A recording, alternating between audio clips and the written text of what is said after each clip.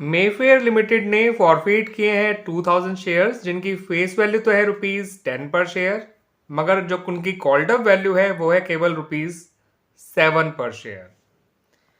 यानी कि ₹10 के शेयर्स में कंपनी ने केवल ₹7 मांगे हैं और 3 मांगे ही नहीं है। ठीक है बच्चों।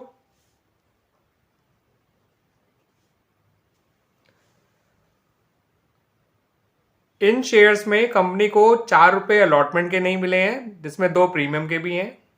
तो अलॉटमेंट के 4 में 2 कैपिटल के हैं और 2 प्रीमियम के हैं, इस बात को याद रखिएगा। और ये वो पैसे हैं जो नहीं मिले हैं।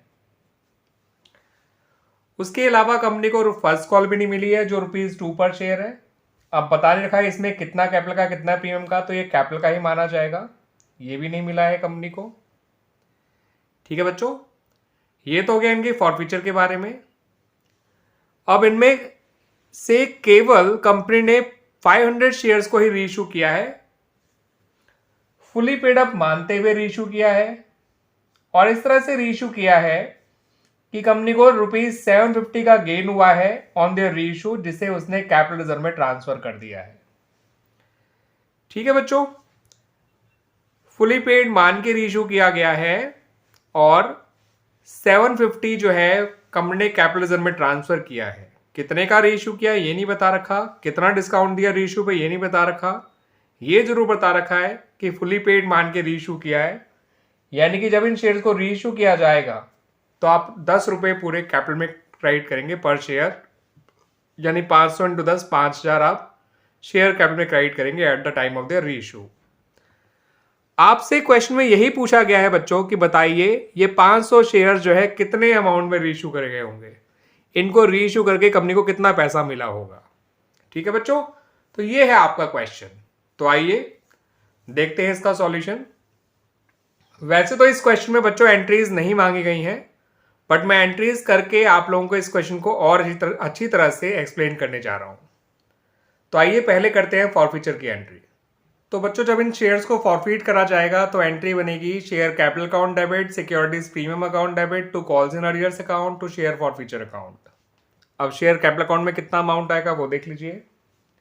2000 शेयर्स है, ₹7 कॉल्ड अप है, तो 2000 × 7 आएगा आपका शेयर कैपिटल में। सिक्योरिटी प्रीमियम नहीं मिला है इसलिए इसको डेबिट करेंगे। 2000 शेयर है, ₹2 का प्रीमियम है, तो इतना अमाउंट आएगा आपका सिक्योरिटीज प्रीमियम में। कॉल्स इन अरियर में ₹4 अलॉटमेंट के नहीं मिले, जिसमें प्रीमियम भी शामिल है। प्रीमियम नहीं मिला इसलिए इसको डेबिट किया गया था, और ₹2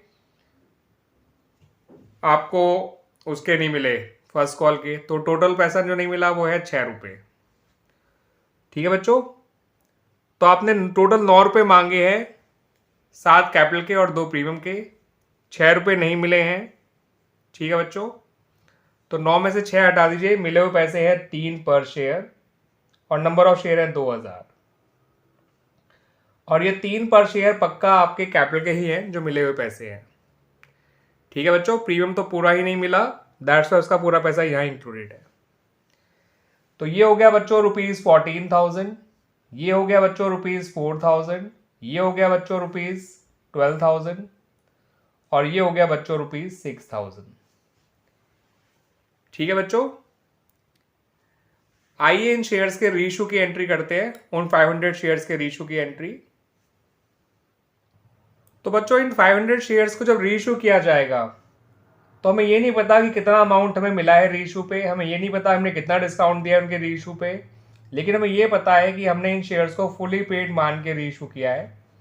तो शेयर कैपिटल का अमाउंट तो हमें पता है बच्चों, ₹5,000 आना ही आना है। ठीक है बच्चों, और हमें ये भी पता है कि इन शेयर्स पे हमें गेन कितना हुआ है, और गेन कैपिटल रिजर्व में जाता है, ये आपको पता ही है, और उसकी एंट्री होती है shares forfeiture account debit to capital reserve account 750। बच्चों जब भी सारे फॉरफिट शेयर रीइश्यू नहीं होते हैं, तो gain on reissue of the shares कुछ ऐसे निकाला जाता है बच्चों।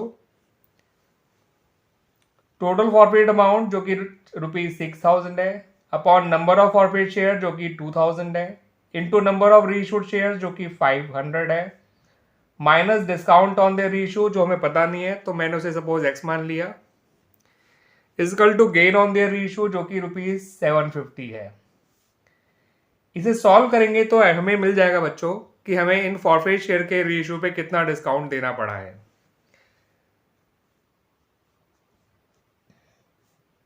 ये आ गया बच्चों ₹1500 minus X is equal to 750।